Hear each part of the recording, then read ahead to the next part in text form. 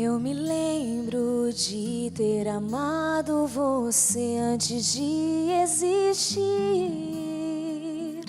Eu me lembro de ver você clamar, me pedindo perdão. E eu me lembro de vê-lo chorar, pedindo forças pra continuar. E agora estás em silêncio e de mim se esqueceu. Eu ainda estou de braços abertos aqui, só esperando você decidir. Estou sentindo saudade de ouvir você o meu nome chamar. Carrego as marcas em minhas mãos, comprei tua vida com meu coração, me entreguei por te amar.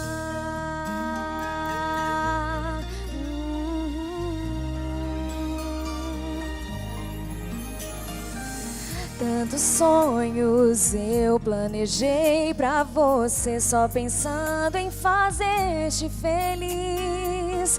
Quantas bênçãos eu sempre derramei, eu cuidei de você. Mas ainda existe um sonho em mim, de vê-lo para os meus braços voltar. E eu farei o que preciso for pra te ter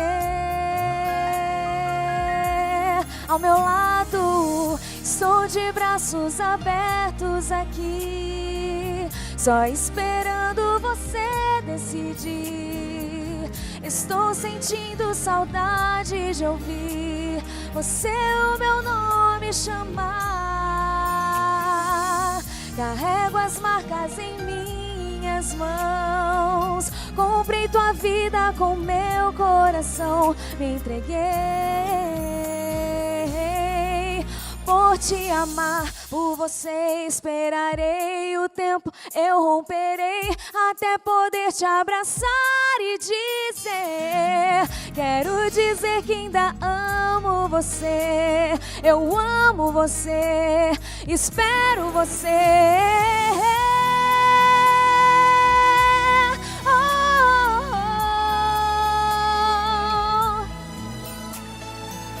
Estou sentindo saudade de ouvir você o meu nome chamar. Carrego as marcas em minhas mãos, comprei tua vida com meu coração, me entreguei.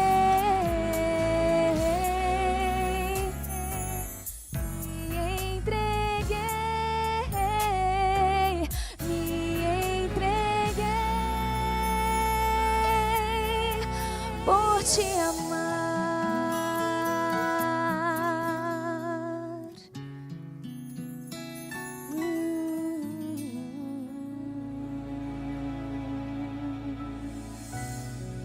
Amém.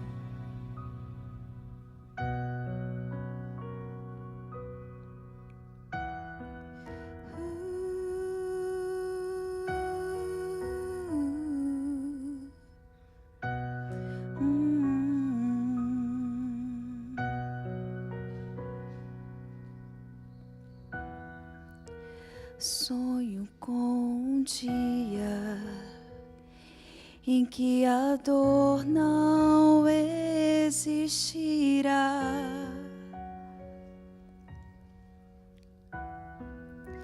Sonho com um dia em que as flores não irão murchar. Eu preciso encontrar um lugar onde a paz reinará. Lá será o meu lar. Eu vou viver num lugar de amor. Eu vou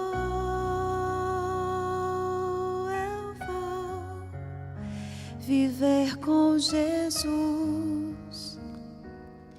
a esperança para um mundo sem luz.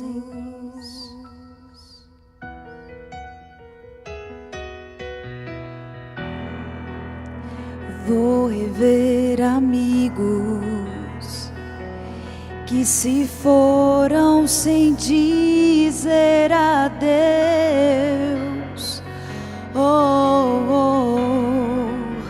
Terei então a chance de abraçar o meu Salvador.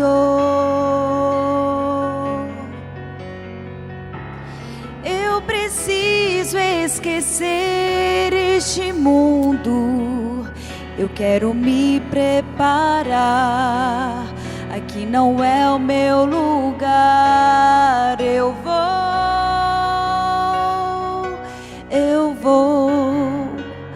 viver num lugar de amor. Eu vou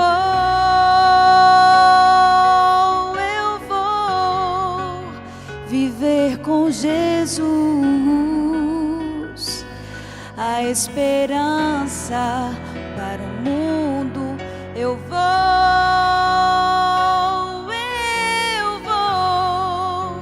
viver num lugar de amor. Eu vou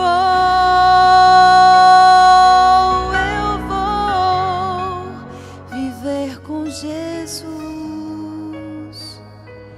a esperança para um mundo sem luz, sem luz.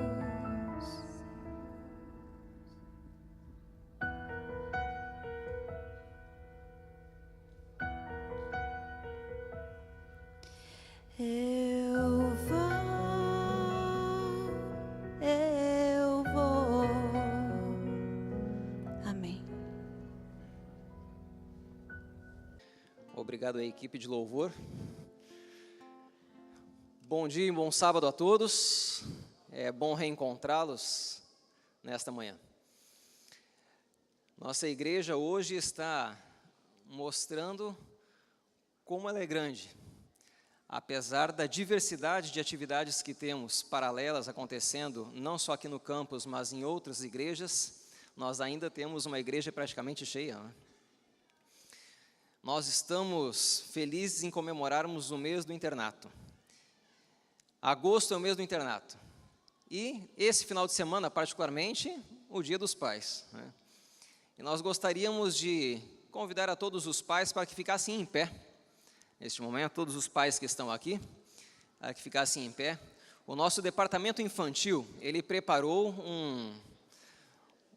uma lembrança especial para todos os pais que aqui estão. Gostaria de pedir a professora Poliana e a equipe do departamento infantil que nesse momento aqueles pudessem entregar para os pais que estão aqui presentes. Nós temos uma lembrancinha para ser entregue aí a todos os pais. Por gentileza, professora, já estão. Nós gostaríamos de pedir que... Eu não estou vendo... Aqui é a professora.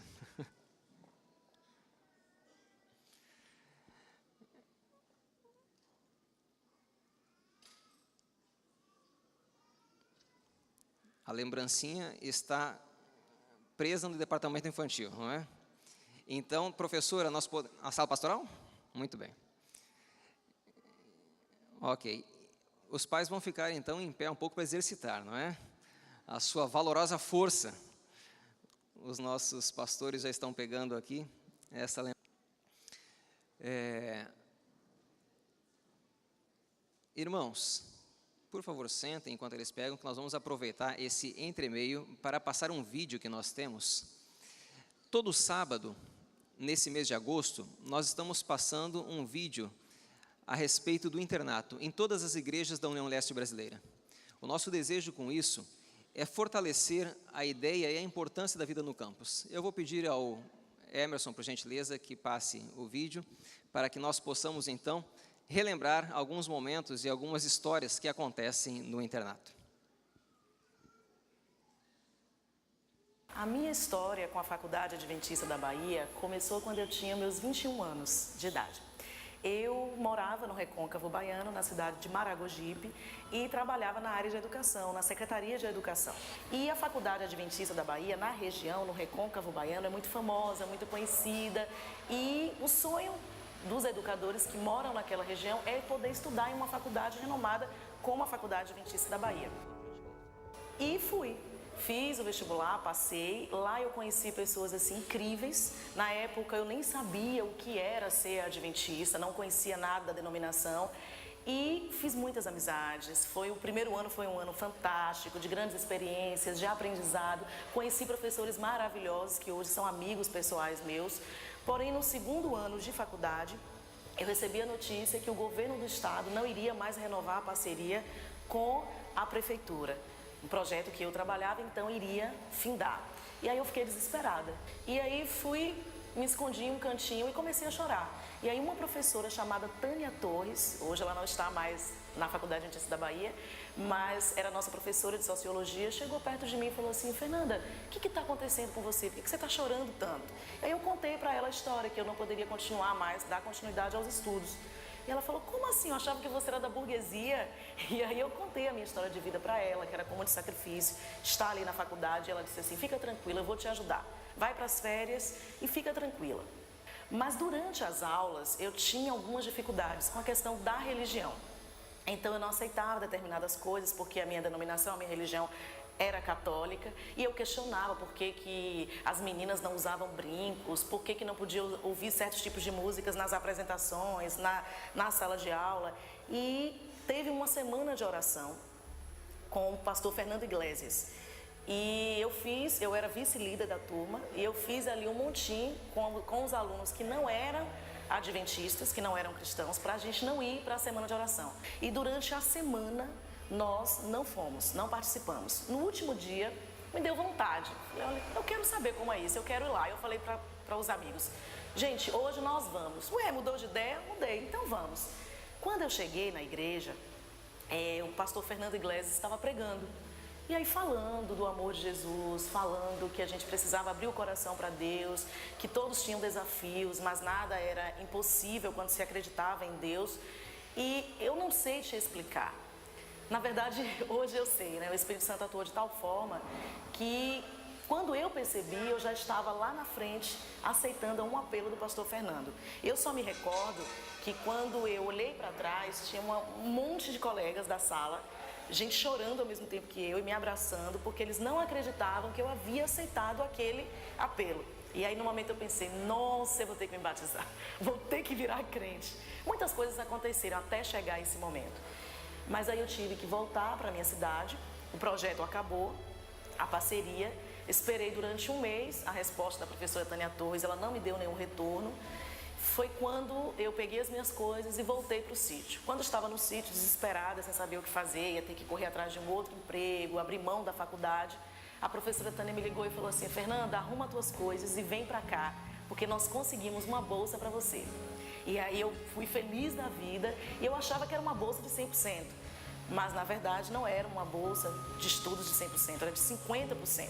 Quando eu cheguei na filantropia, na época o Evilásio era o responsável, ele falou para mim: você sabe o que é comportagem? E aí me explicou o que era comportagem, disse que eu tinha que sair para vender livros. Falei: gente, que loucura, sair para vender livros, como que eu vou conseguir dinheiro para pagar a faculdade? E eu havia pedido para ele para ir para o sistema de nutrição, trabalhar na cozinha, porque ali eu poderia então ter as refeições grátis. E eu me lembro como hoje, ele olhou para mim e falou assim: Fernanda, a gente tinha um contato já, porque eu sempre ia pedir descontos. Ele falou: Fernanda, você não vai trabalhar no sistema de nutrição. Você vai trabalhar no ensino básico, vai trabalhar na escola, vai passar por alguns setores, porque eu tenho certeza que daqui a alguns anos você ainda vai ser professora da minha filha. Aceitei a bolsa de 50%, fui comportar, tive experiências, comportei 4 férias. Nas últimas férias eu consegui conquistar a bolsa, o estipêndio que eles falam, e voltei e paguei durante os outros 3 anos de faculdade com esse dinheiro da comportagem. E aí realizei alguns sonhos que eu tinha. Como morava no externato, Passei muitas dificuldades no externato, não contava para minha família, porque tinha medo que eles viessem me buscar e fizessem a minha cabeça para que eu voltasse para minha cidade. Eu consegui almoçava e jantava no internato com o dinheiro que eu consegui também na comportagem. Nesse inteirinho também, eu comecei a tomar estudos bíblicos. Foi um período muito difícil, porque eu duvidava muito, eu questionava algumas questões como Ellen White, o sábado, por que eu não posso trabalhar no sábado? E eu estudei, todo o período em que eu estudei a Bíblia, lá na Faculdade Adventista da Bahia, era com a Bíblia da Igreja Católica e com a outra Bíblia. Então, durante todo o tempo eu ficava contestando, o estudo bíblico, que era para levar em torno aí de meia hora, ficava 3, 4 horas. E depois de um tempo, o Espírito Santo trabalhou de forma grandiosa e aí eu me entreguei mesmo. Tive um encontro pessoal com Cristo através da Faculdade Adventista da Bahia e recebi a proposta no meu último ano de faculdade para ser professora da instituição. E eu não acreditava, era como se fosse um sonho. Nossa, isso está acontecendo? E aí eu voltei no tempo e lembrei de tudo aquilo que a professora Tânia Torres me falava, do que o Evilásio me falou, outras pessoas que me ajudaram muito lá dentro também. E trabalhei como professora e, para honra e glória de Deus, tive a oportunidade de terminar, além de ter terminado o curso de pedagogia no IAN, fiz a pós-graduação em psicopedagogia, fui fazer um mestrado fora do país, em Buenos Aires, fiz um mestrado em educação e Deus me deu um presente agora maravilhoso, que eu estou estudando mestrado em administração na Universidade Federal da Bahia, que é uma parceria da Faculdade Adventista da Bahia com a UFBA. Então, mais um sonho sendo realizado. Hoje eu estou ajudando na cidade de Jacobina como diretora da escola de Jacobina e eu só tenho a agradecer à Faculdade Adventista da Bahia.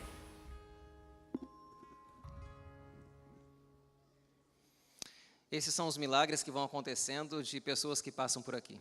Graças a Deus por esse internato, e nosso desejo é de que muitas vidas ainda sejam transformadas durante a existência dessa instituição. Que Deus nos abençoe nesse trabalho enquanto instituição, enquanto internato. Não obstante, senhores pais, gostaria de pedir mais uma vez que fiquem em pé. Agora sim, nossa equipe apostos para entregar aí a sua lembrança, por gentileza. Recebam o nosso carinho, o carinho da nossa igreja, o departamento infantil, nesta lembrança a vocês, em reconhecimento a tudo aquilo que significa a imagem do Pai para a família e para a nossa igreja. É de fato um privilégio poder ter nossas famílias bem instituídas e conduzidas por vocês.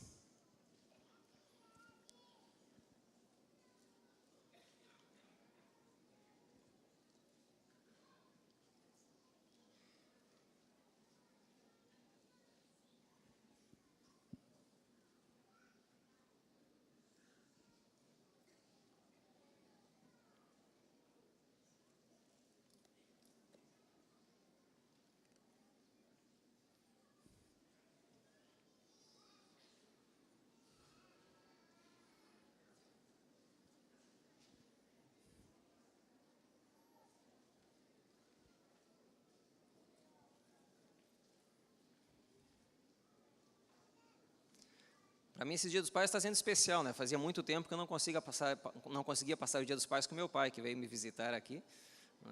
Eu acho que faz o quê? Uns 12 anos, talvez, que eu não conseguia ficar o Dia dos Pais com o pai. Então, esse vai ser um Dia dos Pais especial,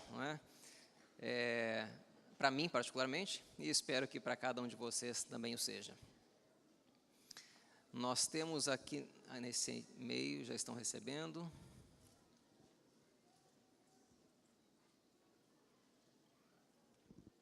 Algum pai que ainda não tenha recebido, por gentileza, levante a mão, para que aqui na frente nós temos alguns pais que não receberam. Aqui desse lado também.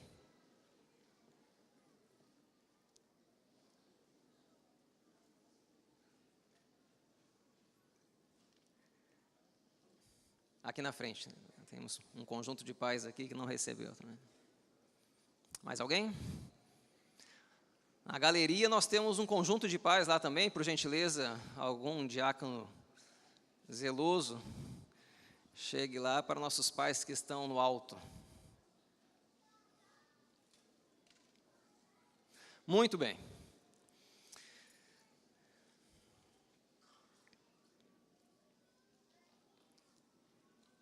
Quando nós trabalhamos numa instituição da natureza da nossa, uma instituição que tem colégio adventista, que tem faculdade, pós-graduação, um internato, é sempre um conjunto de atividades muito interessantes. É bom nós vermos como esta instituição se movimenta nas suas diversas atuações, não é? Hoje nós temos conjuntos musicais que estão em diferentes igrejas, corais que estão viajando, nós temos um grupo de alunos que está numa atividade espiritual diferenciada, separada também. É muito bom poder vermos ver todos esses movimentos. Mas durante esse mês de agosto, que é o mês do internato, nós temos também um conjunto de pessoas que têm orado nas associações, nas missões da União Leste Brasileira e aqui na instituição, que têm orado pelos alunos que virão para a instituição. Talvez você que estude aqui, você que trabalha aqui, não saiba disso, mas a partir do mês de agosto, aproximadamente, toda a União Leste Brasileira, comumente, ela começa a orar por todos os alunos que irão se matricular no próximo ano. Porque nós acreditamos que todos os alunos que estudam em nossas escolas, quer seja aqui na FADBA ou em alguma outra escola adventista, esses alunos são conduzidos para essas escolas por Deus. E nós temos certeza de que o Espírito Santo já tem trabalhado em famílias que nós ainda não conhecemos, mas que estão sendo preparadas para trazerem seus filhos para cá. É muito bom, enquanto instituição, nós confiarmos num Deus que conduz a nossa história. É muito bom, enquanto escola, nós termos a certeza de que o Espírito Santo prepara os alunos que aqui devem estar. Eu olho para histórias como essa de Fernanda, que nós assistimos agora. Eu tive o prazer de conviver um pouco com a Fernanda, e é uma pessoa espetacular. As lutas que ela passou, as vitórias que ela conseguiu, assim como muitos outros alunos que nós tivemos aqui, que tiveram lutas, vitórias e hoje têm uma carreira exitosa. É bom saber que Deus está preparando as pessoas para virem para cá, assim como um dia Ele começou a preparar cada um de vocês que aqui está. Muitos, talvez, que moram aqui na comunidade, que já são permanentes aqui, um dia vieram para essa localidade por causa dessa instituição e aqui ficaram para o resto de suas vidas. Como é bom, meus queridos irmãos, nós termos a certeza de que Deus está nos conduzindo e de que Deus nos reuniu aqui neste lugar. Não simplesmente como uma congregação religiosa que nos sábados, nas quartas e nas sextas-feiras se une para louvar e adorar a Deus, mas que durante todos os dias da semana, as suas atividades profissionais e acadêmicas, também está reunida por aquele que conduz o universo. Esta certeza nos motiva, esta certeza nos anima, a certeza de termos um Pai que está constantemente olhando e preocupado conosco. Um Pai celestial que se preocupa com a vida de cada um de nós. Como é bom nós podermos ter essa certeza. Eu gostaria de convidar vocês para que abrissem a Bíblia comigo no livro de Romanos, capítulo 8. Romanos, capítulo 8.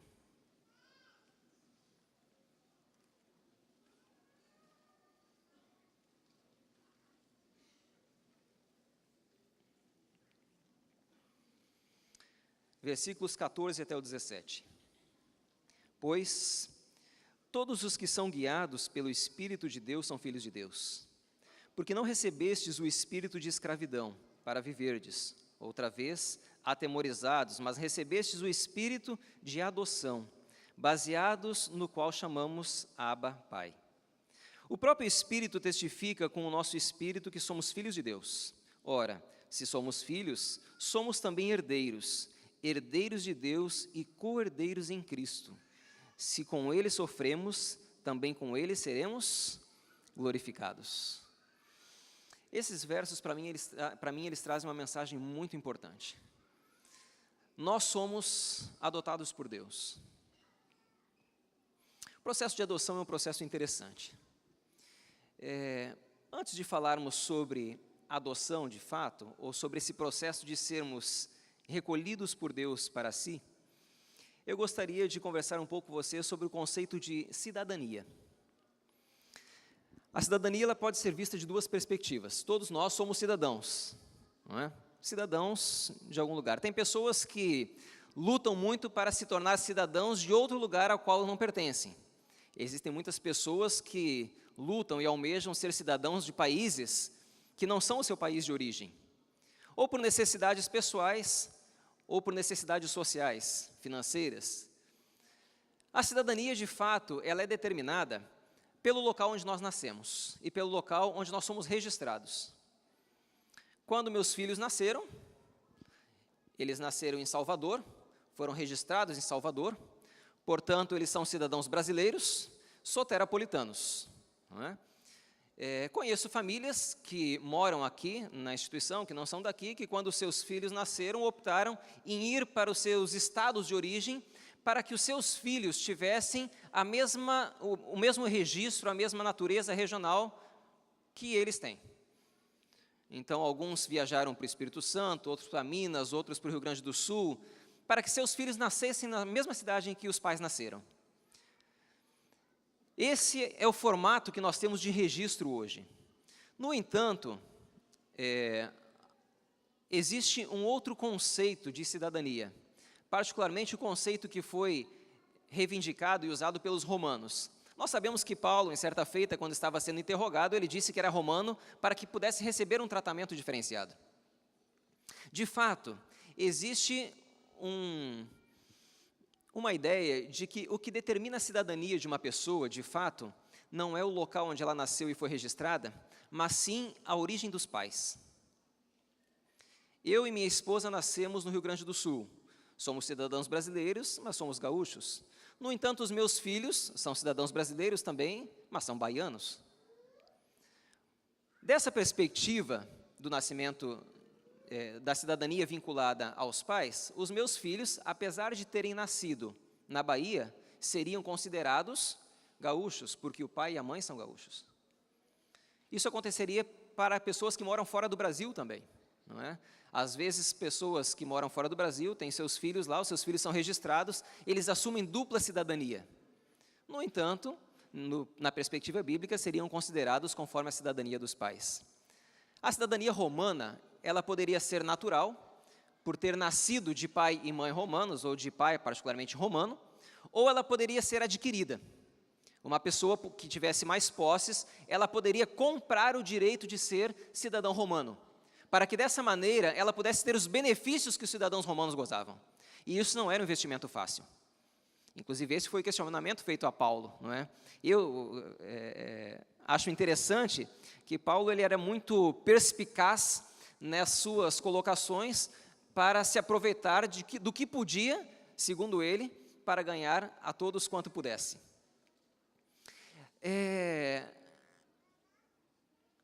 Necessariamente, a cidadania, então, ela está vinculada ou à minha origem geográfica de nascença ou à minha origem biológica de nascença. Nós acreditamos, evidentemente, num princípio e numa orientação bíblica. E quando aqui em Romanos nós vemos que Deus nos adotou e que Deus nos fez co-herdeiros com Cristo e herdeiros do céu, nós passamos para a perspectiva de sermos, de fato, filhos de Deus. Mas nós não somos filhos de Deus por termos nascido biologicamente de Deus. Nós passamos a assumir a cidadania celestial e nós passamos a obter o direito de sermos filhos de Deus por um valor que foi pago. E o valor que foi pago foi o sacrifício de Cristo. De maneira que nós podemos nos considerar, de fato, filhos de Deus. E nós podemos, dessa maneira, também nos considerar, de fato, cidadãos dos céus. Então, quando uma pessoa pergunta qual a tua cidadania, você pode muito bem dizer, celestial. Porque Deus nos comprou e nos adotou, para que nós pudéssemos passar a ser cidadãos dos céus, mesmo sem ainda nunca termos estado no céu. É interessante isso. Existem pessoas que têm cidadania brasileira e que nunca estiveram no Brasil. Existem pessoas que têm cidadanias de países aqui no nosso mundo e que nunca estiveram nesses países, mas os pais dessas pessoas, eles fizeram questão de que essa pessoa assumisse a cidadania familiar como um vínculo, como um elo de ligação com as suas origens. Da mesma forma, Deus nos fez cidadãos dos céus, mesmo antes de nós termos estado no céu, por amor a nós, porque Ele pagou o preço pela nossa cidadania. Ele pagou o preço pela nossa adoção. De maneira que Deus se fez nosso Pai por intermédio do preço pago por Cristo Jesus na cruz, para que nós pudéssemos ser chamados de seus filhos, ser co-herdeiros com Cristo nos céus e passarmos a ser cidadãos celestiais. Então, se você olhar para o lado, você vai poder conhecer uma pessoa que é um cidadão do céu. Não é? Se você ainda não conhecia nenhum, você pode agora conhecer. Porque Cristo pagou o preço para que nós pudéssemos assumir esta cidadania. Para que nós pudéssemos ser co-herdeiros com Ele desta herança, da herança celestial.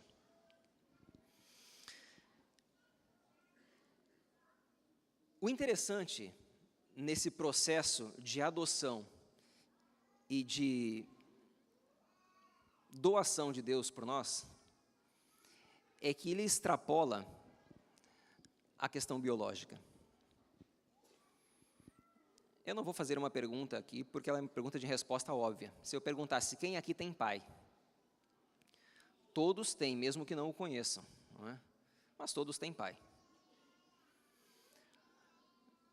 Todos nós temos mãe. Inclusive as pessoas que são adotadas.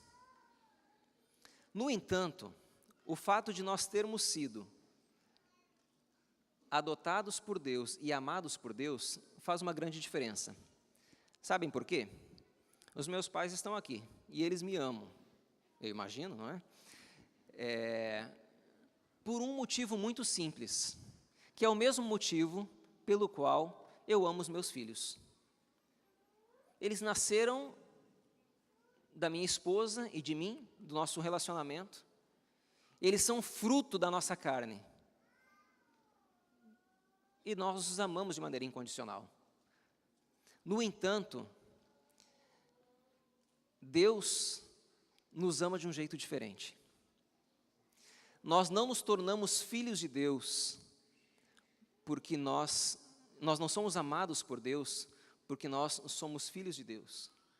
Nós somos amados por Deus, nós nos tornamos filhos de Deus porque fomos amados por Ele.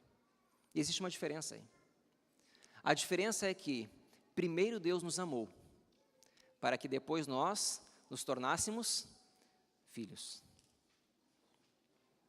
E isso é interessante, porque o meu amor, de certa forma, é condicionado à criança que de mim nasceu. O amor de Deus por nós não é condicionado, porque antes de nós sermos filhos dele, Ele nos amou. Antes de nós sermos filhos dele, Ele nos fez seus, se entregou por nós. Eu gosto muito atuava muito com os desbravadores. Eu não sei quantos aqui gostam da vida mais campestre e dos desafios do desbravador, não é? Quando eu era desbravador, nós tínhamos uma atividade muito interessante, que era uma caminhada que nós fazíamos normalmente no inverno, de 50 quilômetros, em um final de semana. Então, funcionava mais ou menos da seguinte forma. Nós nos reuníamos na rodoviária, planejávamos a caminhada, nos reuníamos na rodoviária, com as mochilas, os apetrechos todos, pegávamos um ônibus até uma cidade de Rio Grande do Sul, que fica no pé da Serra Gaúcha. Lá na rodoviária, encontrávamos alguns outros que estavam vindo de outros locais, marcávamos o horário de saída, e o ponto de partida era a rodoviária da cidade de Taquara. Todos com suas mochilas, com alimento, com as barracas. Barracas a gente não levava, porque para caminhar, carregar a barraca fica meio complicado. Então, levávamos algumas lonas que poderíamos usar como abrigo e montávamos os abrigos durante as noites.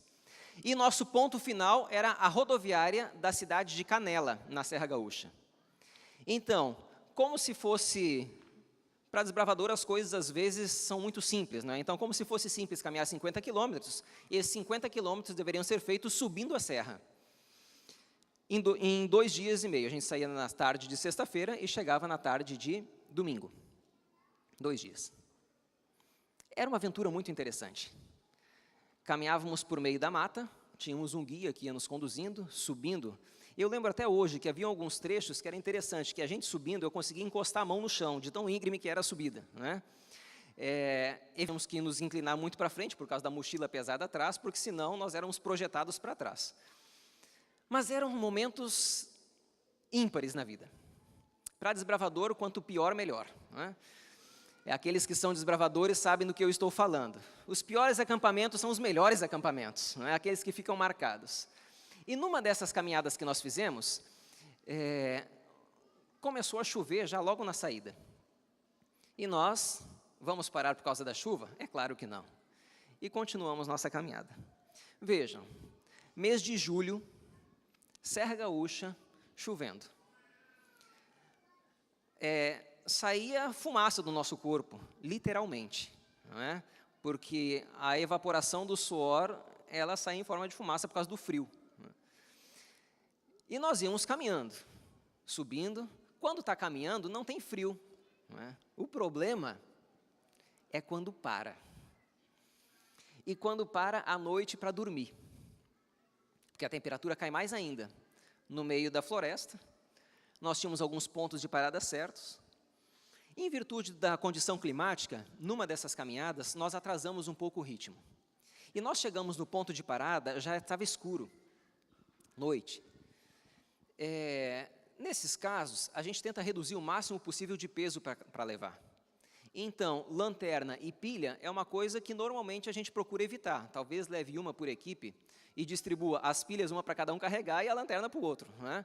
Porque vai usar durante 2 noites apenas, então é um peso teoricamente desnecessário.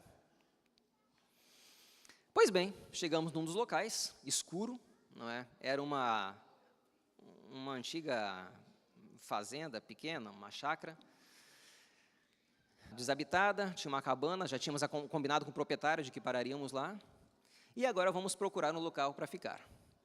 Montar uma tenda para dormir ao ar livre, no inverno, com chuva, é possível, mas demanda algum tempo e no escuro é mais complicado.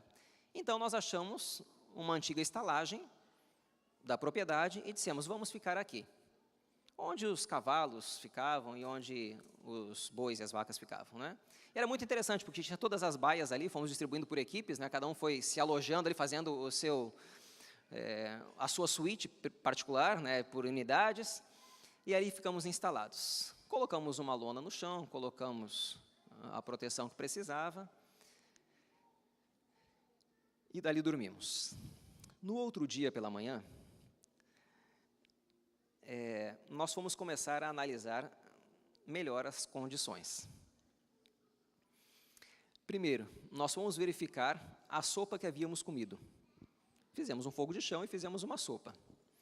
Só que, claro, todo animal voador que passa por cima de algo fervendo acaba compondo o que está fervendo, né? Porque está passando voando, passa em cima do vapor e cai, né? Um cozimento natural, né? Mas foi bom que já supriu vitamina de B12 de alguns que precisavam, né? Então, fizemos uma boa reserva de B12, mas foi interessante olhar aquela sopa de manhã, né? Ela tinha, de fato, mais ingredientes do que nós imaginávamos que deveria ter tido. Mas esse foi o ponto bom da história. O ponto ruim foi quando nós fomos desfazer o acampamento para continuarmos a caminhada. Nossa previsão, nós tínhamos que sair caminhando às 7 horas, então levantamos cedo, começamos a juntar as coisas. Quando nós começamos a desfazer o local onde dormimos, nós percebemos algo lógico, mas que não havíamos nos dado conta na noite anterior. Se aquilo era uma antiga estalagem para animais, bois, vacas e cavalos, evidentemente os animais não estavam mais lá, porque havia sido abandonado. No entanto, alguns resíduos desses animais ainda permaneciam. E sobre esses resíduos, nós estabelecemos o nosso acampamento. Foi, de fato, uma viagem, um restante de viagem, bastante bastante peculiar, não é? Pelos locais onde nós passávamos, as pessoas sentiam um odor interessante. Porque nem nós quase nos aguentávamos, não é? E imagina ter que enrolar novamente aquelas lonas, e precisaríamos usá-las, não é? E levá-las. Bem, o fato é que, no final dessa jornada, chegamos no ponto, na rodoviária alvo, naquele odor maravilhoso, aquela fragrância espetacular daquele grupo, não é? Até hoje nós lamentamos pelas pessoas que tiveram que viajar ao nosso lado de volta para Porto Alegre, né? Mas foi uma experiência muito legal, muito legal.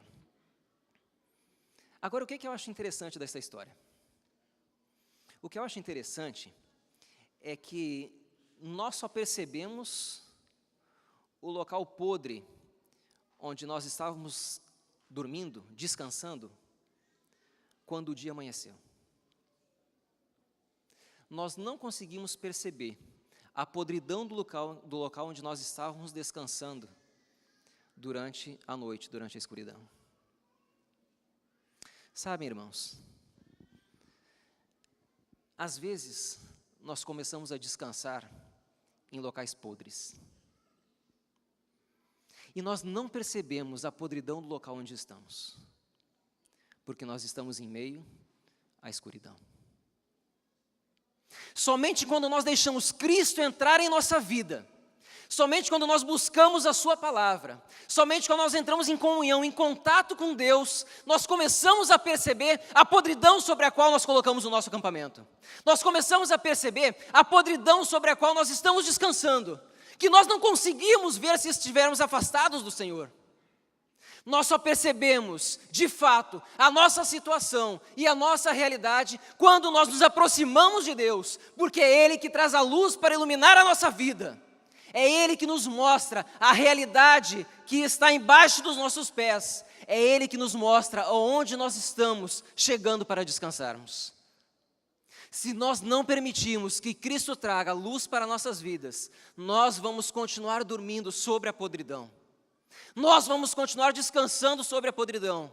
E nós vamos ainda achar que estamos confortáveis ali, porque é um lugar seguro. Mas este lugar seguro pode não estar de acordo com a vontade de Deus, se nós não permitirmos que Deus esteja ali, para nos mostrar o que existe ali, embaixo, escondido, mas que deve ser percebido para aqueles que são filhos e herdeiros das mansões celestiais. Somente quando Deus habita em nós, somente quando nós permitimos que Deus esteja em nós, nós poderemos perceber a podridão que possa existir ao nosso redor. Deus nos amou antes de nos tornarmos filhos dele. E por amor, Ele nos fez seus filhos para sermos herdeiros das mansões celestiais, co-herdeiros com Cristo. Você faz ideia do que é ser co-herdeiro com Cristo do reino dos céus? De ser herdeiro das mansões celestiais, sem nunca ter feito nada que pudesse merecer estar lá. Simplesmente pelo sangue pago na cruz do Calvário, Cristo nos faz seus herdeiros, co-herdeiro consigo. Isso é maravilhoso. Não existe amor como esse. Mas infelizmente, às vezes, nós nos detemos em descansar na podridão. Nós escolhemos estar na podridão, porque nós não queremos que Cristo habite em nós. Todo o sacrifício que foi feito, todo o amor que foi concedido a nós, toda a bênção que nós temos em sermos cidadãos dos céus, nós preferimos deixar de lado, porque nós estamos confortavelmente descansando sobre a podridão. Você que está aqui hoje, você que foi chamado para trabalhar nessa instituição, você foi trazido aqui por Deus, de algum lugar desse país ou fora dele, para estar aqui, porque Ele quer que aqui você encontre luz para a sua vida. O internato adventista existe para isso, para encontrarmos luz, para sermos transformados, para fazermos a diferença, e para que quando sairmos daqui, possamos levar essa luz para outras pessoas. Nós estamos aqui, porque aqui fomos colocados por Deus, para sermos iluminados por Ele, e para nos tornarmos luz dEle, onde quer que nós estejamos. É por isso que durante todo esse mês, nós queremos dizer para todas as pessoas que pudermos, as nossas instituições, onde quer que elas estejam, elas vão servir para levar luz para as pessoas, para transformar vidas de trevas em vidas de luz. É por isso que nós oramos, para que Deus traga para cá as pessoas que aqui precisam estar, quer já tenham sido transformadas, ou quer sejam transformadas no futuro, mas Deus trará para cá as pessoas que aqui precisam estar, como um dia Ele trouxe cada um de vocês, como um dia Ele trouxe a mim. Deus quer que nós nos tornemos luz neste mundo de trevas, para mostrar a podridão, para que as pessoas não precisem mais ficar sobre ela, mas para que elas possam repousar em um lugar puro, tranquilo, e se tornem herdeiros das mansões celestiais. Essa é uma tarefa conferida de maneira mais especial a uns do que a outros. Alguns passam por aqui 4 anos, outros 5 anos, outros alguns anos mais. Eu sei de pessoas que já estão aqui há 30 anos. Quando vieram para cá, não pretendiam ficar todo esse tempo. Não estava nos seus planos. Mas no momento que nós nos entregamos a Deus, os nossos planos não são mais nossos. Os nossos planos são de Deus. Porque Deus nos adotou. E quando nós aceitamos a condição de filhos de Deus, nós nos colocamos incondicionalmente sob o seu cuidado e sob as suas mãos. E o que nós precisamos fazer é muito simples. Nós precisamos procurar a vontade do Senhor, nos entregar a ela e fazer tudo aquilo que pudermos, segundo a vontade dEle, aonde quer que Ele peça que nós estejamos. Quer seja aqui ou em algum outro local, não importa, não importa. Às vezes nós não entendemos os desígnios de Deus. Às vezes nós não entendemos por que certas coisas acontecem. Às vezes nós não compreendemos por que pessoas jovens são ceifadas. Mas Deus vira para a gente e diz: espera um pouquinho. Você vai compreender um dia. Você vai compreender um dia. Talvez esse não seja o momento de buscar respostas, mas este é o momento de buscar orientações. É o momento de procurarmos aquilo que Deus quer para nossas vidas. Este é o momento de nos entregarmos nas mãos de Deus, para chegarmos na terra que é nossa. A terra que nos está prometida. A terra da qual nós já fomos feitos cidadãos. Quando Deus nos adota, Ele estabelece a algumas pessoas responsabilidades diferentes do que a outras. E a igreja funciona dessa maneira. Nós somos um corpo e com diferentes órgãos, com diferentes membros. Nós somos um corpo que trabalha unido, apesar da nossa diversidade.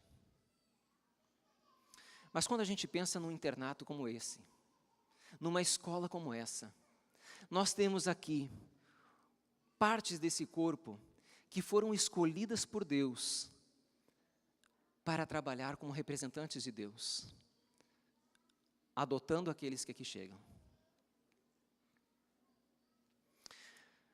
Quando nós viemos para cá, para estudar, nós viemos esperando, e quem vem para estudar, vem esperando encontrar um local do Pai. E particularmente quando a gente viaja para ir para a casa do Pai, a gente espera estar num lugar aconchegante.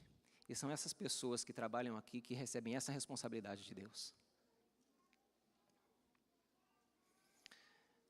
Você que é professor e funcionário dessa instituição recebeu essa missão de Deus. Você que trabalha aqui foi chamado por Deus para representá-lo nessa instituição como o pai das pessoas que aqui vêm para estudar. E nós estamos comemorando nesse final de semana o Dia dos Pais. Nós estamos comemorando nesse final de semana a bênção da paternidade biológica, mas também nós precisamos comemorar a bênção da paternidade celestial. Eu gostaria de convidar para que viessem aqui para frente todos os nossos professores e todos os nossos funcionários. Porque vocês foram escolhidos por Deus para adotarem os alunos que aqui chegam. Vocês foram escolhidos por Deus, assim como eu, para receberem com carinho todos aqueles que vêm para cá buscando a casa do Pai. Por favor, venham até aqui, professores e funcionários nossos, que ao trabalharem nessa escola, se colocam desta maneira, sob o serviço do nosso Pai Celestial. Hoje é o Dia dos Pais, e cada um de vocês foi feito pai por Deus, para cuidar dos nossos alunos e de todos aqueles que procuram nessa instituição uma casa, procuram um lar. Nós temos essa responsabilidade. Nós temos a responsabilidade do acolhimento.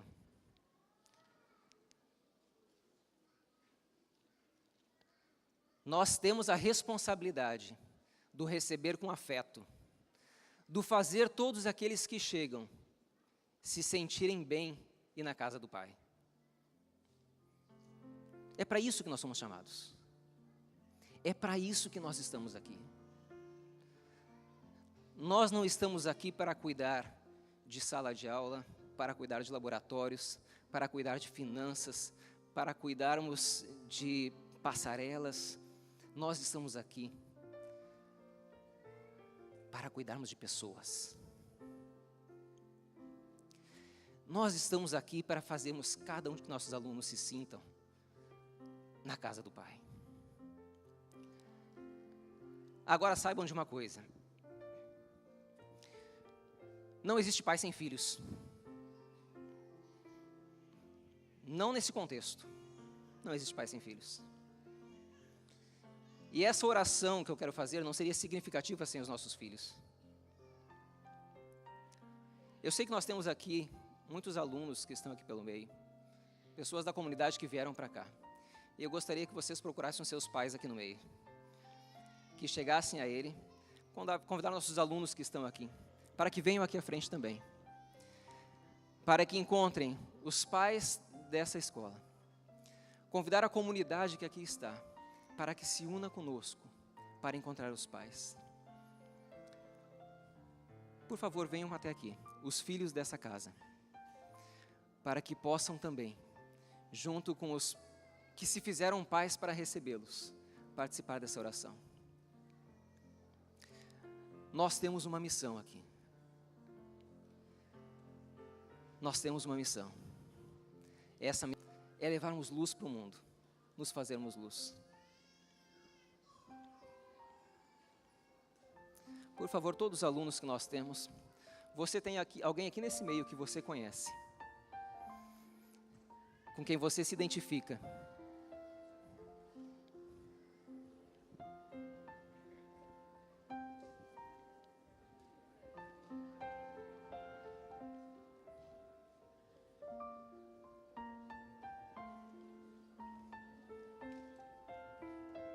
Podem vir mais para frente aqui, ocupar esse espaço central.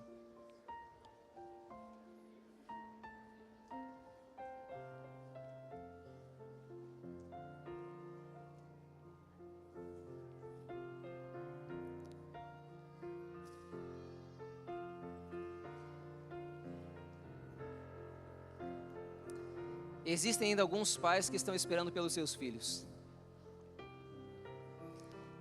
Quer você seja aluno da educação básica, do ensino superior, da pós-graduação, tem alguém com quem você se identifica aqui.